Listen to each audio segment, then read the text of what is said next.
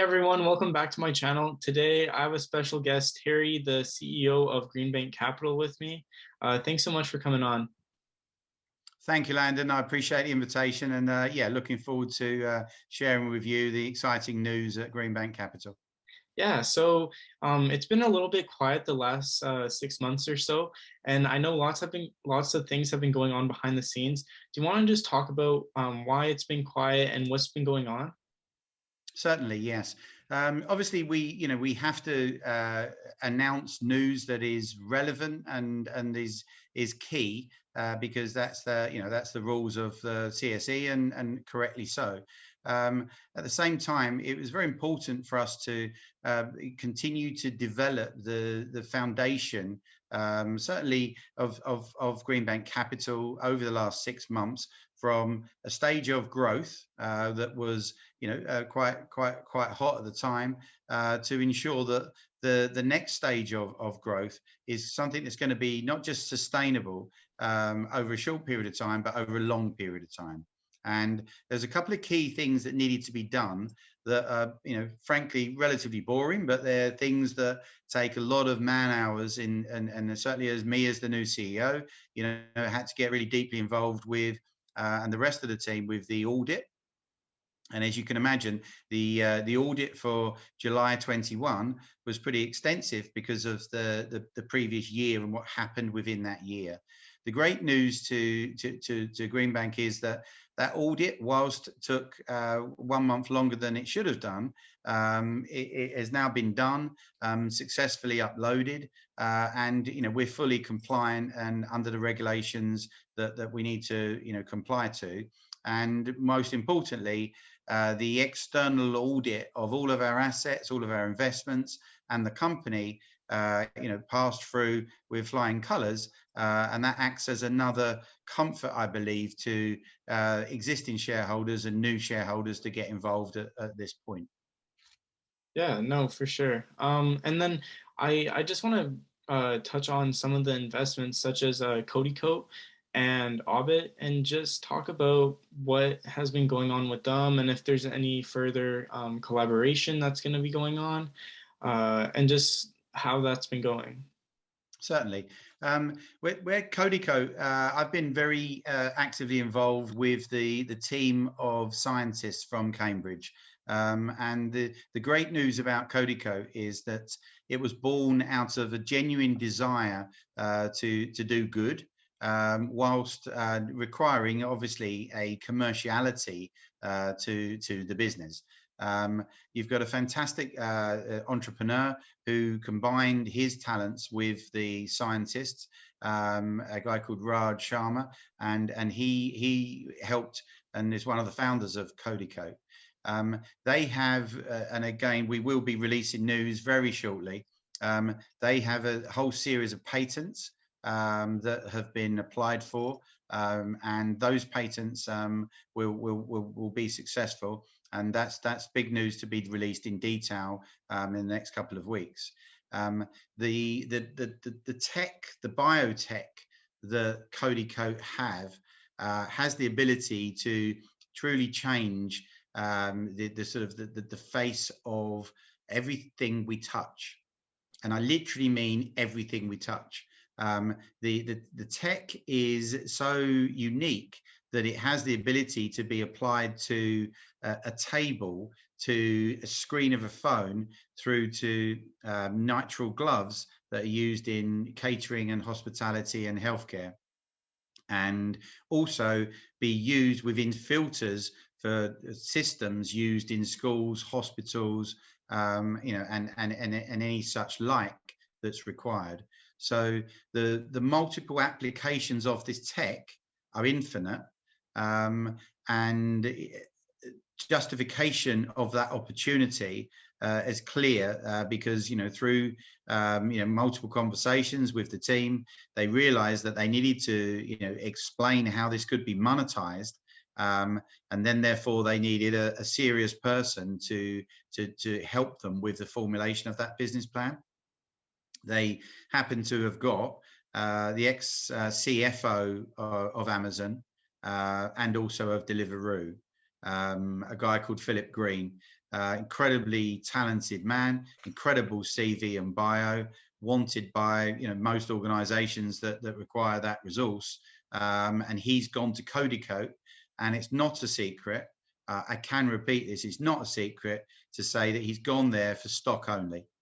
So for him to put his talents into that company only begs the question of the sort of the scale and size of the future with Kodiko.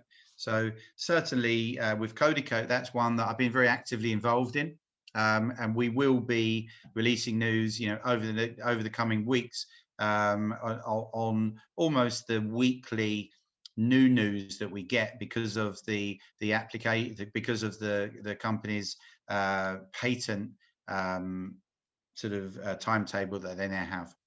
Would it be likely that we could see some big names working with Kodiko and being customers of Kodiko, such as Apple? Because, like you said, something like phones. Do you think that is a possibility, or would that be something that's not? Yeah, I think and again, you'll appreciate, Landon. I'm going to be, I have to be very, discreet in terms of what we can say and what we can't say. But at the same time, the conversations that are being had are really straightforward. Yes, the answer is that the tech commerciality will obviously appeal to large corporations in certain areas. The decision making that the executive team that are involved in Kodiko will have is, do they give anybody something exclusive? Yeah. Now that's where the real opportunity is, and that's why it's fantastic that those conversations, and it's probably as far as I can go with. I'm certainly not going to quote you names of who is No, interested, yeah, yeah, but I can say to you that yes, the large organizations on many different levels across the multiple verticals that the tech can apply to. Yeah. yeah, But the very exciting thing is that decisions will need to be made is, if you give exclusive, in some ways you'll be restricting the market and the marketability, and that's not necessarily good. Without sounding too philanthropic, that's actually not good for from an ESG point of view. We really do believe that, given the patents, success of successful applications, we really do believe we want as many people to have the benefits of this tech versus limiting it just those with necessarily a phenomenal brand and the money. yeah, Not going to lie to you, the money's important, so please don't worry about yeah. that. No, you're We're going to be commercial, but we not gonna really say want it. it to be, this is life-changing stuff for as an application and tech, so we want it to go as broad as possible. Yeah, yeah. No, it's not like you guys are gonna start giving it out for free, but you do have something that's revolutionary, and uh, for the most part, you guys can pretty much do or put whatever price on it for when you guys are uh, giving your technology out, because with that, like with the patents, no one else can do that. So I mean, that's really really crazy. And Kodiko, just to be clear, you guys have 5% stake in, with an option to get another 10%. Is that correct? That's correct, yeah. And I heard I mean, I can't share with you the forecast this week. Yeah. I may be able to share them with you shortly. But I heard a new expression from the CEO of Kodiko just recently, Raj, and it wasn't a unicorn, it was a decacorn. Is what we're forecasting with that one. So yeah, so he's got huge ambitions, and there's no reason why we can't certainly bring that to deliver the most potential that we possibly can. The one thing I can tell you that's absolutely facts, because we're playing a part in that process, which is how we work with our investments. If we can add value, then that's what we wish to do. If we're not needed, then so be it. But we have a whole wealth of experience in GreenBank, that's been working in business over many years across many different sort of skill sets. But the one thing that I can tell you is that absolutely the monetization strategy of Kodiko will begin this year. So the company will begin to be income producing this year, which is hugely, hugely quick for given the scale of the opportunity that we have. And when does the option to buy the other 10% expire, or does it? April. April? Okay. April 22. April 22. Okay. Yeah, so this coming up April. That's right. Um, I presume you were in the process of making a new deck, just because the last one is now outdated. Yeah. But something from the old deck, talking about the capital markets trading, can you touch on that and just how that's been going? Yeah, we do believe that we want to blend, and a lot of this is something that we feel strongly that we should not just be a business. We should not just be an investment that is relying on other people's skill sets and other people's sort of businesses to generate our income and generate our capital returns. We obviously have a certain amount of working capital required to run the business that we run. Consequently, we feel very strongly that we want to create our own P&L, and we want to create our own income and ideally our own profitability over and above our running costs. If shareholders and in potential shareholders can see that as a company we're viable anyway, on top of being viable, we also then have a whole number, over 20 investments that just one of them becoming a unicorn spins, our value, way above where we are at the moment and some, then clearly that's a lot more absorbing as an investment, because you're not just eating away into any potential returns you have. Capital markets, is something that within the team we've got a broad experience. We've also in London, we've got that set up ready to go in the context of the trading desks and the floor. And we're now in the process of being able to put that into fruition over the next quarter. So over the next quarter, I'm confident I'm going to be able to release news in terms of specific access to what we do, how we do it, and what the returns have been in relative to the strategy that we have. Okay. And has there actually been generated cash flow from that? Externally in a pilot scheme, yes. Okay. Yeah. And are you looking at any other sources of revenue to support the company's growth? Yes, I mean, the one that's obviously close to my heart, and one of the areas that I got very much involved in is Substantia Group, and the Substantia Group is a business that does generate income, does make profit on a monthly basis. As simple as that. It is a Stamina investment, which obviously owned 19% via GreenBank. The Substantia Group has just under $1 billion in GDV pipeline, and fees flowing from that pipeline that's been built over the last 7 years will begin to come to fruition, albeit the last 3 years the business has been profitable, but the big fees and the big success fees will start to come to fruition over the next 2 to 3 years, because the nature of the real estate plays that we've been getting involved in to build that pipeline naturally take time. So it's very large property potential planning gains is the focus of what we do. And therefore, yes, that will generate income and is already profitable. And you know, one can see that from the actual audited or the certified accounts. And you had mentioned Staminier.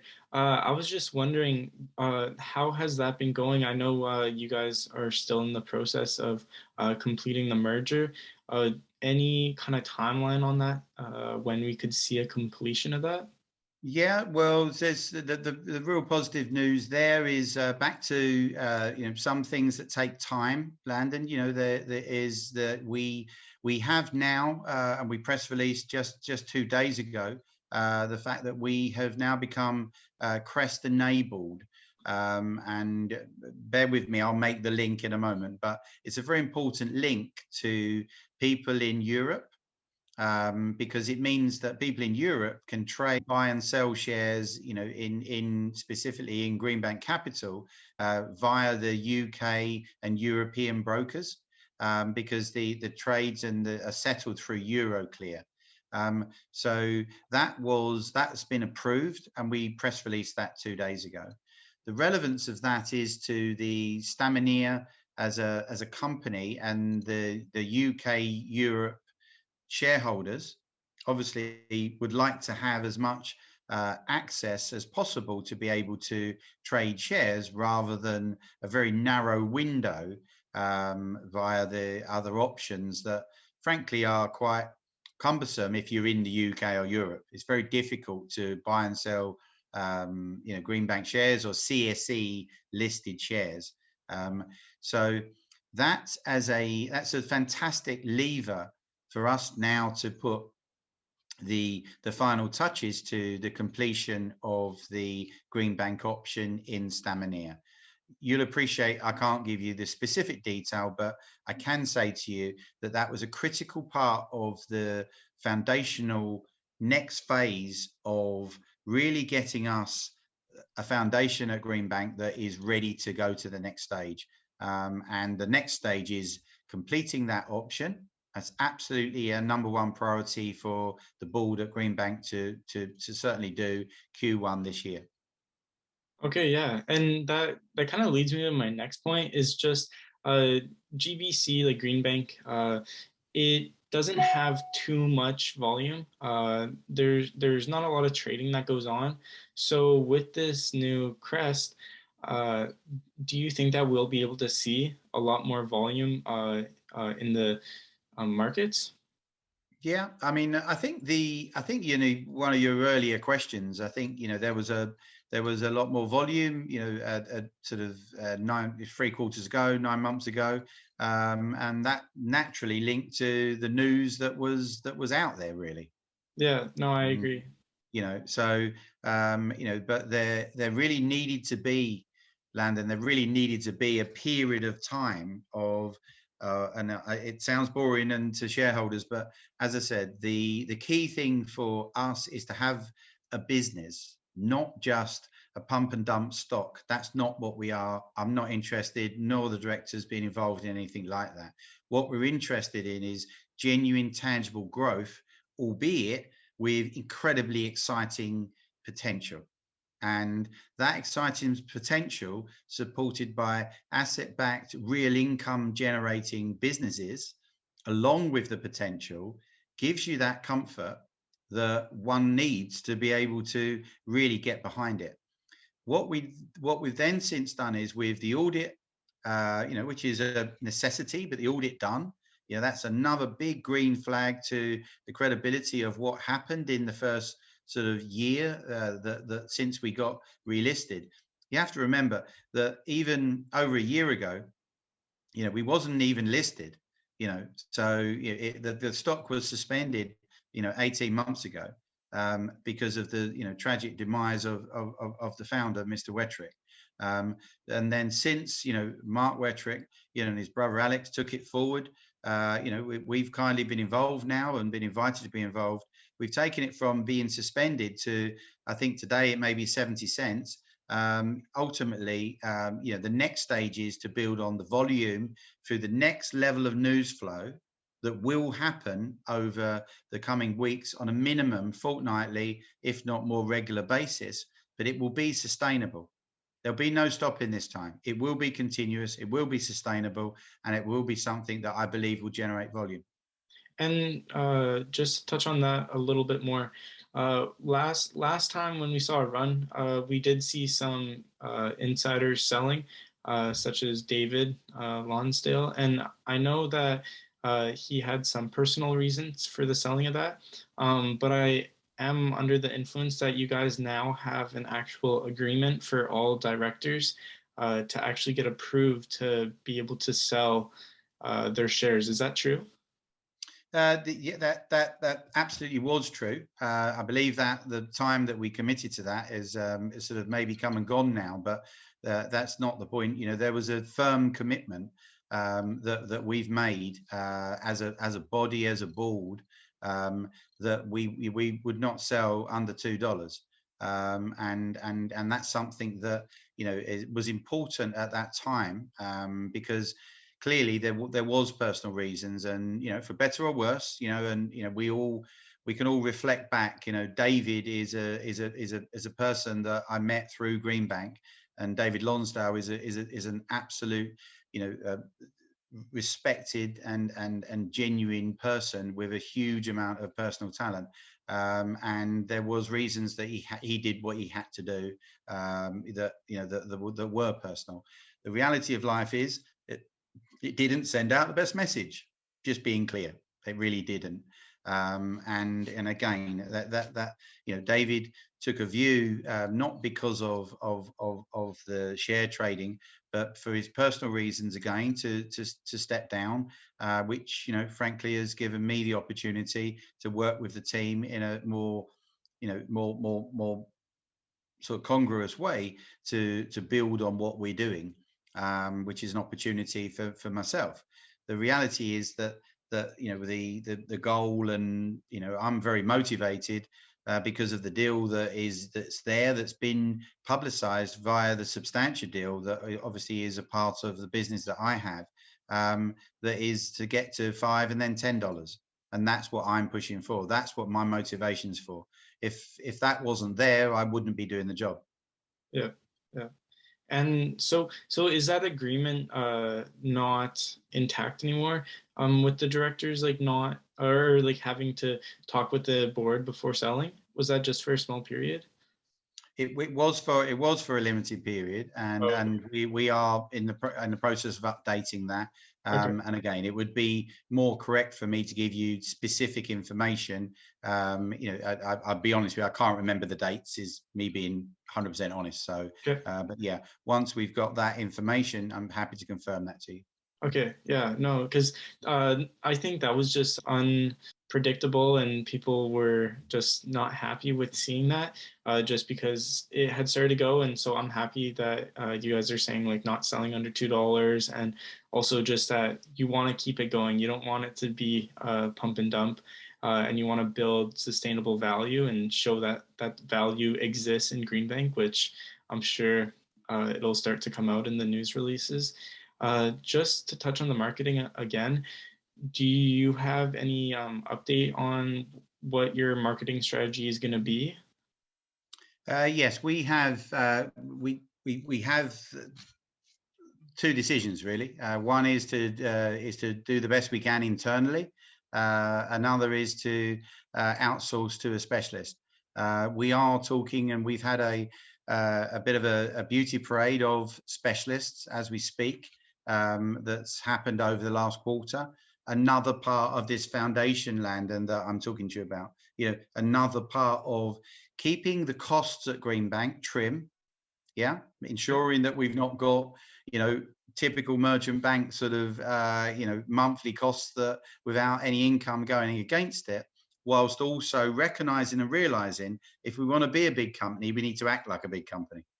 Yeah. Does that make sense? Yeah. So, you know, the reality of life is that what we can't afford to do is let shareholders down because we're being mean and we're not managing the business in an appropriate way to scale it to where we want to scale it.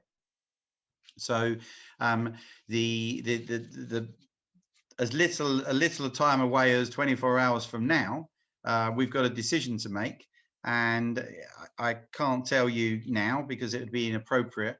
But certainly, there's a great chance that we will be taking on an external company that will be managing the news flow to do two things: to disseminate the information that we now know we've got coming and we're ready to release.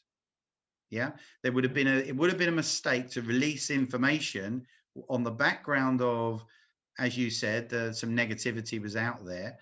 Secondly, there was then the audit needs to be required. Thirdly, we didn't have great access to get volume from the European markets. Those three things alone, whilst within the first 3 months of the last year of me starting doing my role, frankly, it would have been a mistake because we wasn't geared up and robust enough as a sort of foundation of the business. What we now have is we have lots of those ducks in a row, which I've just explained. We also have an ability to be able to, whilst looking at costs, ensure that we have professional services people to support us, legal, financial, but also marketing. And I'm hoping to be able to tell you in the next few days that we would have instructed an external specialist, and they will be external specialists at the top end of their game. They will be external specialists that are used to managing and marketing global brands, banks, and fintech companies that you would have heard of. And the great news is that if we do instruct one of those companies, once again, that would be a great feather in our cap because they will have pitched to us, but we would have pitched to them to be worthy to be alongside the brands that they're already representing. Yeah. Yeah. So, certainly, I'm saying watch this space, but it won't be a long space to watch over the next week, whereby we're hoping to instruct that sort of company. What they will do is two things, and I've had a big experience in different sectors that I've worked in, working with probably new money. You call them comms companies. Old money is sort of PR agencies.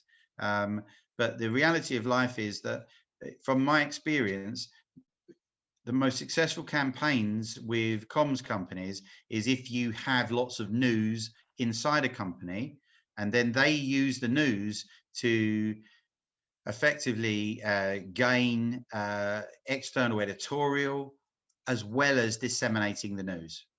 And that's really what the brief will be to a comms company if we go external. We can disseminate news ourselves, but what we actually want is you to use the news that we're generating, the content we're generating internally, to ensure that we get external editorial in prime media that is obviously disproportionately valuable when other people are talking about us rather than us just sending out news. Yeah, no, that makes total sense, and I look forward to hearing more about that. And in the next few days, when you get news, for sure, let me know, and I'll share that. The other thing I wanted to talk about was, are you guys currently in a blackout period for buying any GreenBank shares? As in, do you mean the directors? Yeah, yeah. No. That was all part of. So there was a cease trade order, Hmm. cease management trade order for the directors, Yeah. and that was to give us an extra period of time to complete the audit. Hmm. Yeah. Okay. So July 21 audit needed to be done for our financials. And as I say, for the reasons that I said, they was incredibly diligent and deep, and we needed a little bit more time to do that. During that period of time, then we went to the CSC. We requested the extra time, and there was a cease management trade order, CMTO, that was instructed. That's absolutely gone because we've delivered the audit, signed off by the CSE, and we're all good to go. Does that mean we're going to be selling shares necessarily? No, we're not. Does it mean we can? Yes, we can, but that's not our intention. We want to support the growth, and we want to support volume. We want to support a price that we think more reflects our underlying net asset value. Could could we see some buying in the market from directors? You could, but the money that they pay me, Landon, given we're keeping the costs down, is so little I can't afford them. Yeah. Okay. No, That was the joke. Sorry, but there we go. No, no. yeah, there absolutely could be buying in the market from directors. You know, I bought last year in the market. I bought at $1, and I'm very happy to sort of back that up, and I'm happy with that investment. So yeah, I've absolutely bought last year myself personally. I can't tell other directors what to do, but there's a lot of, how should we say, sweat equity going into the work that we do Yeah. in that sense. Yeah. No, okay. Yeah, no, I know that you can't kind of really talk on it, but I just wanted to ask just because seeing the people inside the company buying up the stock, it just kind of gives you reinsurance because who knows the company better than the people running it? Yeah, So just seeing that can also be a real booster in confidence. totally understand. And if you look on the register, when I took over the role, I invested £30,000 just as a, for example, just as a way of showing A, my commitment, and B, the sort of the belief I have. Very comfortable at $1. Obviously, we all like to buy at the best possible price, but the reality of life is, that I'm very confident that won't even scratch the surface versus our net asset value. Yeah. I know you can't disclose exactly and give an estimate, but where would you want to see GreenBank by the end of the year?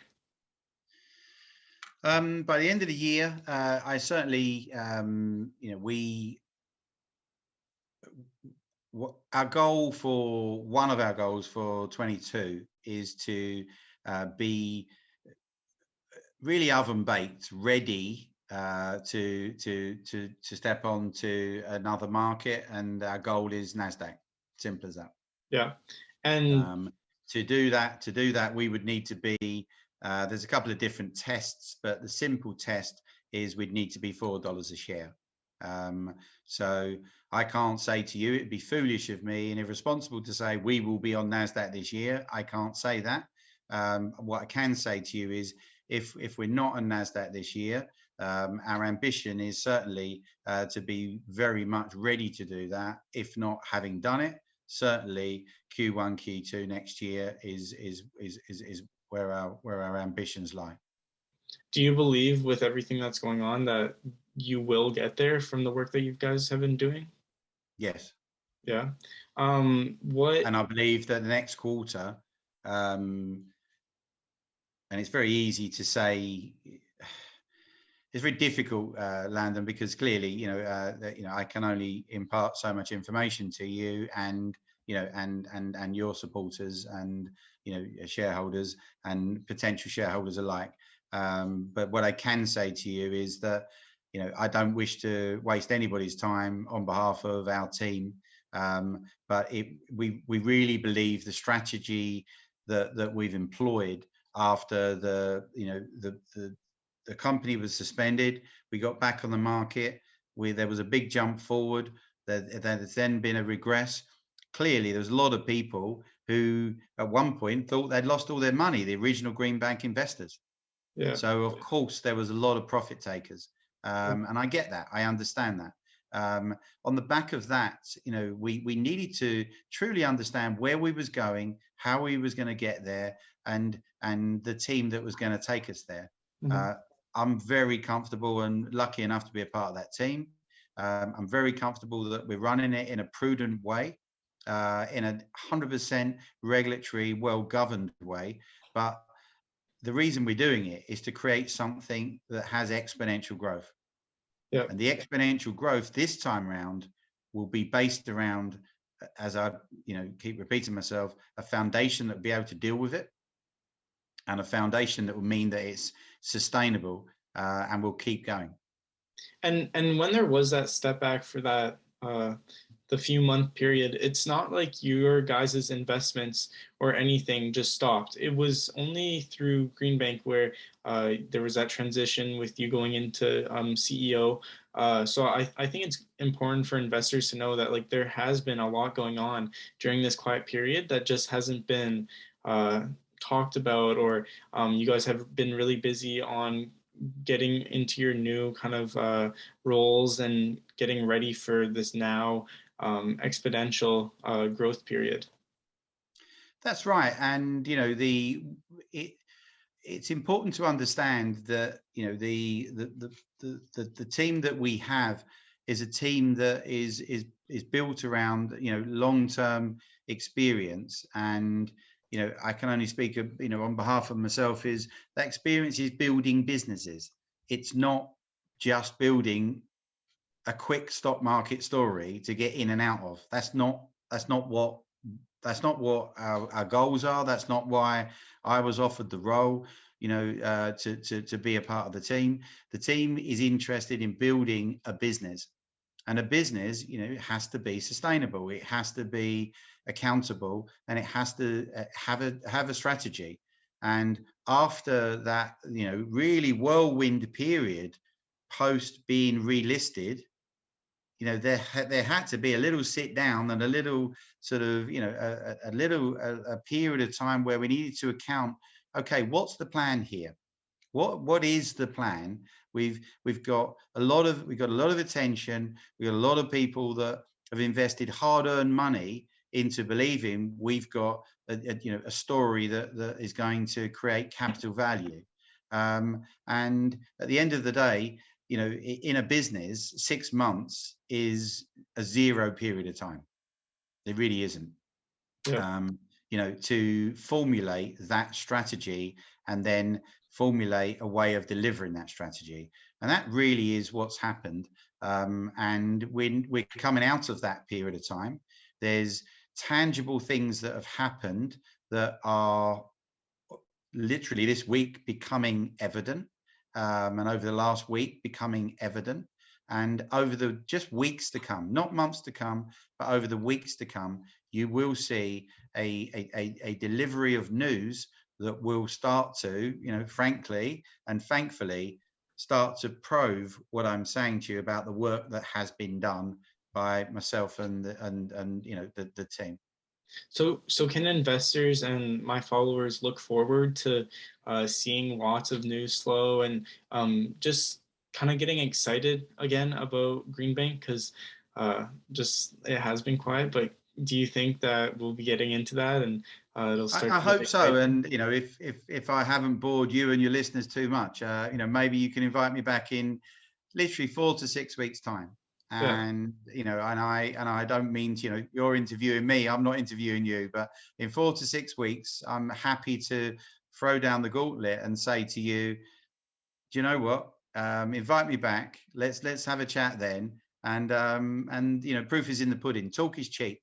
yeah. I'm not interested in talking cheaply, because I've got me and my family and my friends and my fellow workers that we're responsible for, to ensure that we do what we say. I'm not interested in talking cheaply and making false promises. Obviously, we do know what's going on. We do know what we can do. We do know what we can't do, and we know what we can't say. If you kindly invite me back in 4 to 6 weeks time, I hope you're going to then be saying to me, wow, tell me about this, this, and this, and this. Okay. And and I'm comfortable and confident that that will be the case. So, but for now, I can only tell you what I can tell you. Yeah, no, well, I'll be excited. So, in 4 to 6 weeks, I think everyone should look forward to seeing you back on my channel. And so, thanks so much for taking your time today to answer all my questions. It's been really, really nice talking with you, like always. Excellent, Landon. Thank you again, and pass on the good news to everybody your end. That the invite's out there. I better get to work. Yeah, yeah, you better get to it.